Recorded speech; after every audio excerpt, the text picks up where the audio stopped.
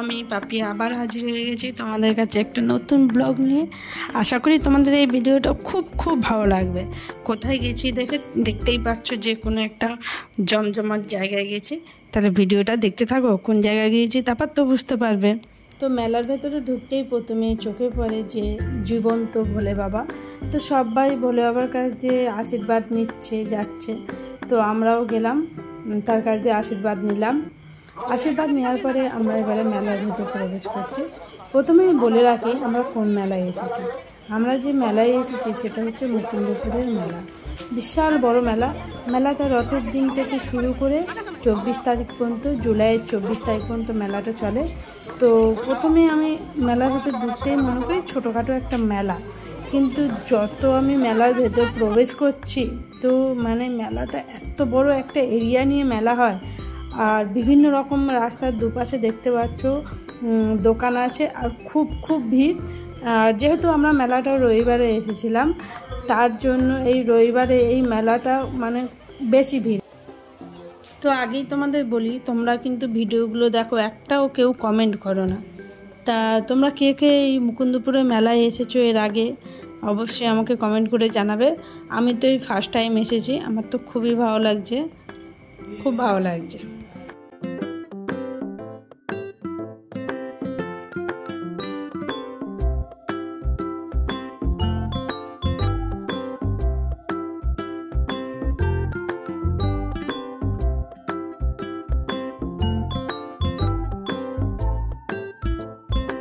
তো মেলার দুপাশে দেখতে পাচ্ছ প্রচুর দোকান বসেছে।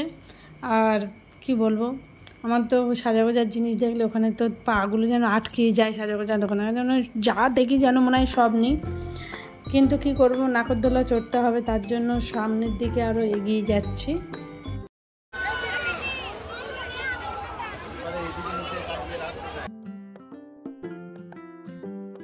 তো দেখতে পাচ্ছ বড় ছোট সবাই এই মেলাইতে এনজয় করছে। পুচকুগুলো তো খুব মজা করছে, নাগরদোলা চড়ছে, মিকি মাউসে জাম্পিং করছে, মানে খুব ভালো ওরা মজা করছে। তাহলে আমরা কেন মজা করব না? তো মেলাতে খুঁজছি যে নতুন কোন নাগরদোলাটা এসে তাতে আমরা উঠব।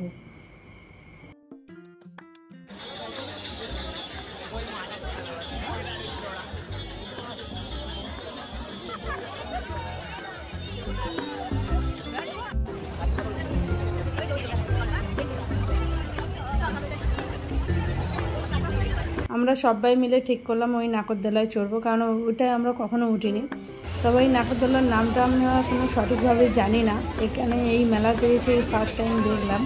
তো বন্ধুরা, তোমরা যারা এই নাগরদোলার নাম জানো আমাকে একটু প্লিজ কমেন্টে জানিও, কারণ সব কিছু সবার জানা থাকে না, জেনে রাখা ভালো। তো আমি টিকিটের লাইনে দাঁড়িয়ে গেছি টিকিট কাটবো বলে। 70 টাকা করে এক একজনের টিকিট নিচ্ছে এখানে।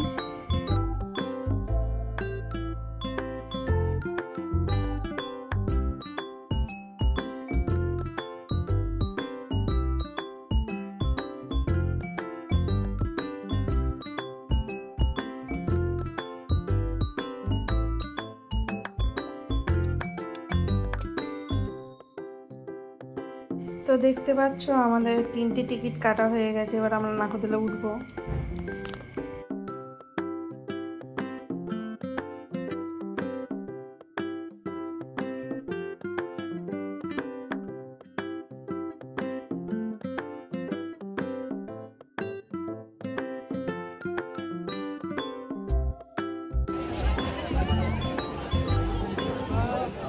উঠতে পারলাম না,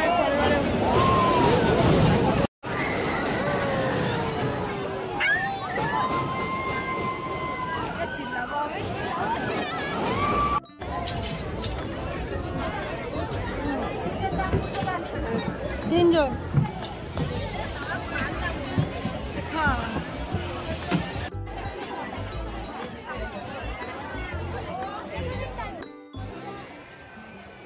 অনেক অপেক্ষা করার পরে আমরা নাগরদোলায় উঠে গেলাম।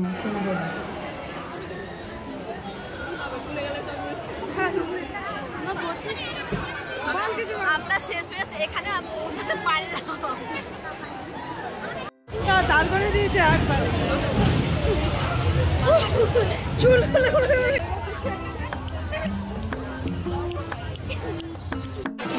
যুদ্ধ জয় করে বেরিয়েছি।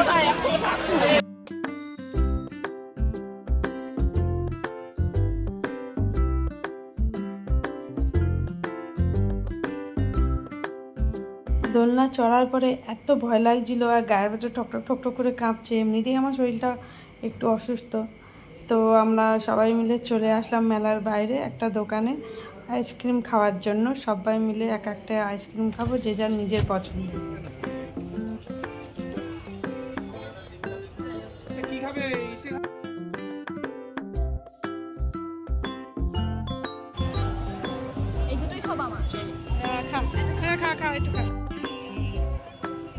এবারে আমরা মেলার ওখান থেকে বেরিয়ে যাচ্ছি সাই বাবা মন্দিরের দিকে। অনেকটাই রাত হয়ে গেছে, মানে 9টা বাজতে যাচ্ছে। 9টা পর্যন্ত মন্দির খোলা থাকে না, তাও আমরা যাচ্ছি যদি দেখতে পাই। আর আপনারা দেখতে পেলে আপনারাও দেখতে পাবেন।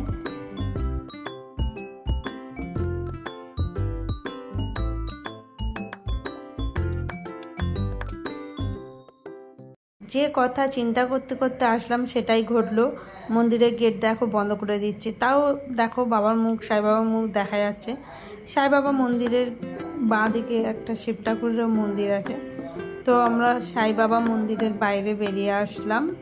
এবার আমরা ফিরে আসবো বাড়িতে।